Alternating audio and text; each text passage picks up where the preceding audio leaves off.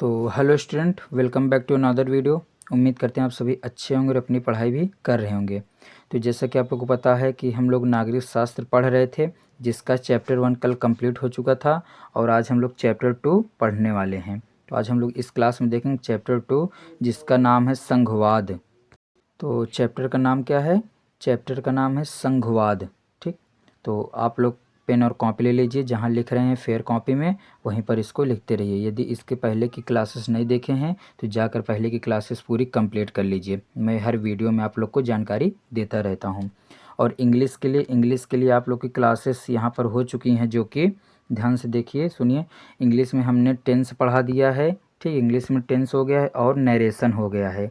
तो आप लोग अगर नहीं देखें, जाकर पहले वो वीडियो को वॉच कर लीजिए और साथ ही साथ इसको भी देखते रहिए। तो वीडियो को लाइक कर दीजिए और चैनल पर नए हैं तो सब्सक्राइब भी कर लीजिए और आपके इस क्लास में जो भी पढ़ने वाले हैं उनके साथ शेयर कर दीजिएगा। तो आइए हम लोग क्वेश्चन देखते हैं, उसके बाद आंसर देखेंगे इसका। तो आप लोग क्वेश्चन कौन से लिखेंगे, ध्यान से देखिए। क्वेश्चन आप लोग लिखेंगे 9 नंबर।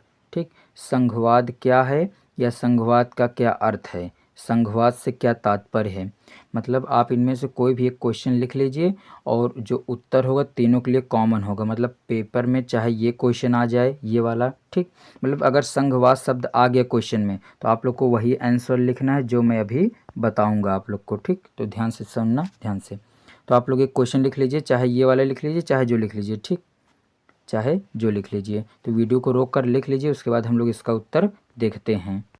तो हमारे सामने उत्तर आ चुका है, ध्यान से देखिए। हमारे सामने उत्तर आ चुका है। संघवाद का अर्थ है, हेडिंग क्या बनाएंगे, संघवाद का अर्थ। फेडरलिज्म इसको बोलते हैं, इंग्लिश से मतलब नहीं। तो संघवाद शासन की वह प्रणाली है जिसमें देश की सत्ता केंद्र सरकार और राज्य सरकारों के बीच संविधान द्वारा बांटी जाती है। मतलब जैसे हमारे यहाँ दो होते हैं ना, एक सेंट्रल गवर्नमेंट होती है और एक स्टेट गवर्नमेंट। ठीक, मतलब केंद्र सरकार और राज्य सरकार। तो इन दोनों के बीच जो भी शक्तियाँ होती हैं उनका जो बंटवारा, तो उसे बोलते हैं क्या, संघवाद। तो समझ रहे होंगे आप लोग, तो लिख लीजिएगा। संघवाद शासन की वह प्रणाली है जिसमें देश की सत्ता केंद्र सरकार और राज्य सरकारों के बीच संविधान द्वारा बांटी जाती है। तो इसकी व्याख्या करेंगे कैसे, ध्यान से देखिए। हम लोग लिखेंगे क्या इसमें, तो ध्यान से देखिएगा लिखना क्या है। लिखेंगे संघीय व्यवस्था में केंद्र और राज्यों दोनों अपनी अपनी शक्तियाँ होती हैं। मतलब केंद्र सरकार की अलग शक्ति होगी और राज्य सरकार की अलग पावर होगी। केंद्र सरकार पूरे देश से जुड़े विषयों पर कार्य करती है, जबकि राज्य सरकारें अपने अपने राज्यों से आंतरिक मामलों का संचालन करती हैं। भारत में संघवाद का उदाहरण मिलता है जहां संविधान द्वारा शक्तियों का स्पष्ट विभाजन किया गया है। तो वीडियो को रोककर अच्छे से इस क्वेश्चन का आंसर को लिख लीजिए, उसके बाद हम लोग देखते हैं नेक्स्ट क्वेश्चन। ठीक, दूसरा क्वेश्चन क्या होगा। और ये वाला क्वेश्चन ध्यान से देखिए, हमारा लास्ट क्वेश्चन होने वाला है 10 नंबर। विकेंद्रीकरण क्या है। ठीक, इसके लिए भारतीय संविधान में क्या प्रावधान किए गए हैं या व्यवस्था की गई है। तो ध्यान से देखिएगा। तो क्वेश्चन आप लोग कौन से लिखेंगे, 10 नंबर। क्वेश्चन कौन से लेंगे, 10 नंबर। बस इस चैप्टर से 2 ही इंपॉर्टेंट क्वेश्चन थे जो कि मैंने आप लोग को बता दिए। तो पहला वो हो गया, दूसरा ये हो गया। तो उम्मीद करते हैं आप लोग क्वेश्चन लिख लिए होंगे। आइए इसका उत्तर देखते हैं। तो इसका उत्तर देखिए हमारे सामने आ चुका है। उत्तर क्या होगा, विकेंद्रीकरण। ठीक, डिसेंट्रलाइजेशन इसको बोलते हैं, डिसेंट्रलाइजेशन। ठीक, ये इंग्लिश हो गया।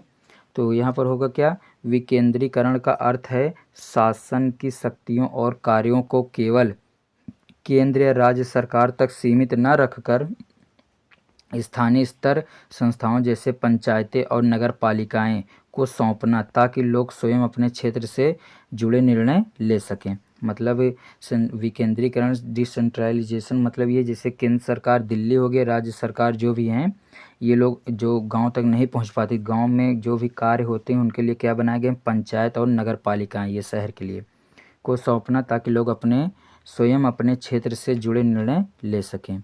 आगे ध्यान दीजिए, अगला क्या लिखेंगे। उसके बाद संविधान से रिलेटेड क्या, संविधान में इसकी व्यवस्था क्या है। संविधान में विकेंद्रीकरण की व्यवस्था। भारतीय संविधान में विकेंद्रीकरण को मजबूत करने के लिए निम्न व्यवस्थाएं बनाई गई हैं। कौन कौन सी, देखो मैं आप लोग को इसीलिए जल्दी जल्दी पढ़ा देता हूँ ताकि ज़्यादा टाइम न लगे और याद आप लोग को ही करना है। ठीक, तो पहला क्या लिखेंगे इसमें, 73वां संविधान संशोधन। 73वां संविधान संशोधन 1992 द्वारा पंचायती राज संस्थाओं को संवैधानिक दर्जा दिया गया? ग्राम पंचायत, पंचायत समिति, जिला परिषद। दूसरा पॉइंट क्या होगा, सब लिख लीजिए ध्यान से। सेकंड पॉइंट क्या है, 74वां संविधान संशोधन, कॉन्स्टिट्यूशन अमेंडमेंट इसको बोलते हैं, 1992 द्वारा नगर पालिकाओं को संवैधानिक दर्जा दिया गया। तीसरा पॉइंट क्या होगा, स्थानीय निकायों के नियमित चुनाव, निर्धारित कार्यकाल और वित्तीय अधिकार सुनिश्चित किए गए। ठीक, और लास्ट पॉइंट हमारे पास चौथा पॉइंट क्या होगा, ध्यान से देखिएगा।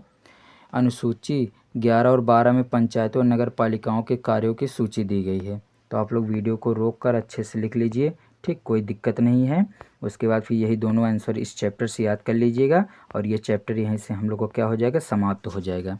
तो उम्मीद करते हैं वीडियो आप लोग को अच्छा लगा होगा। तो वीडियो को लाइक ज़रूर करिएगा और जितने भी आपके साथ पढ़ने वाले मित्र हैं या जितने भी फ्रेंड हैं सबके साथ शेयर कर दीजिएगा। मिलते हैं नेक्स्ट चैप्टर में नेक्स्ट वीडियो के साथ।